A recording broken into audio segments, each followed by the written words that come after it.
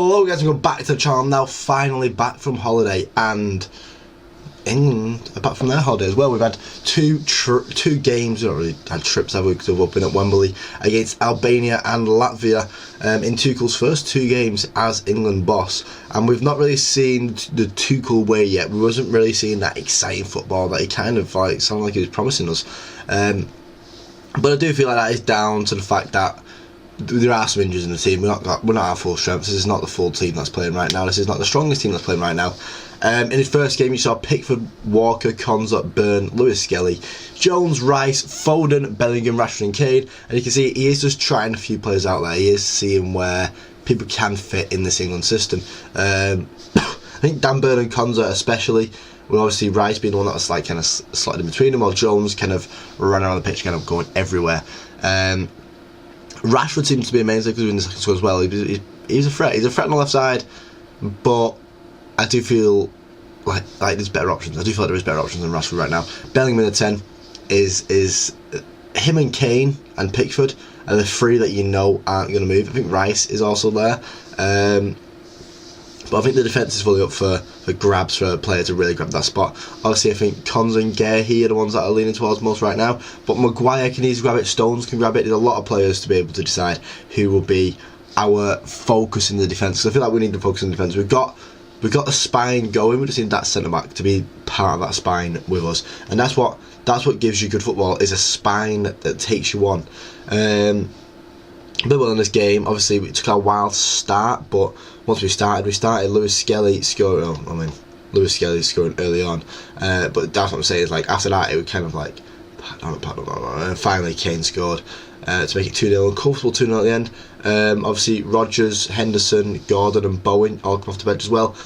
Bowen probably the most watchable out of all of them in terms of like what he did when he came on and how exciting he was when he came on.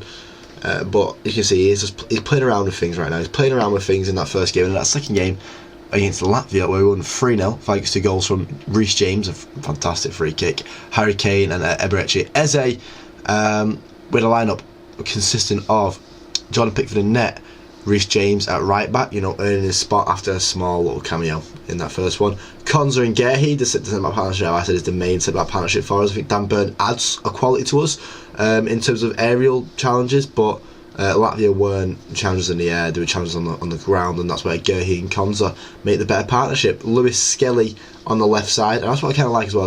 He's not going with players because he likes playing in players, he's going in players based on who we need to against the opponent.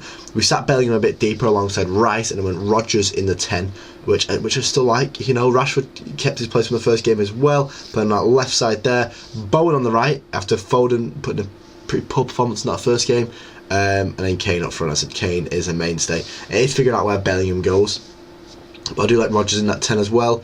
I think Palmer probably could have given himself a shout if he was in the squad still. But yeah, and then obviously we saw Kyle Walker come on off for Lewis Skelly. He's tried that out twice now, bringing off Lewis Skelly for one of the right backs, but it probably shows that we should be bringing a left back. Henderson coming on for another substitute appearance, getting more caps under his belt.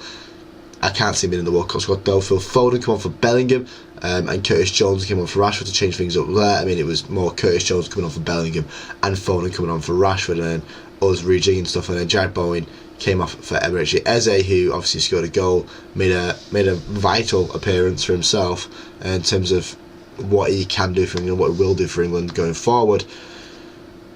It was disappointing to not see some players, like obviously Gibbs White weren't in the original squad, but it would have been nice to see him. Levi Colwill being on that left side would have been nice to see. Gerald Kwanzaa, I imagine, would have liked to come off the bench.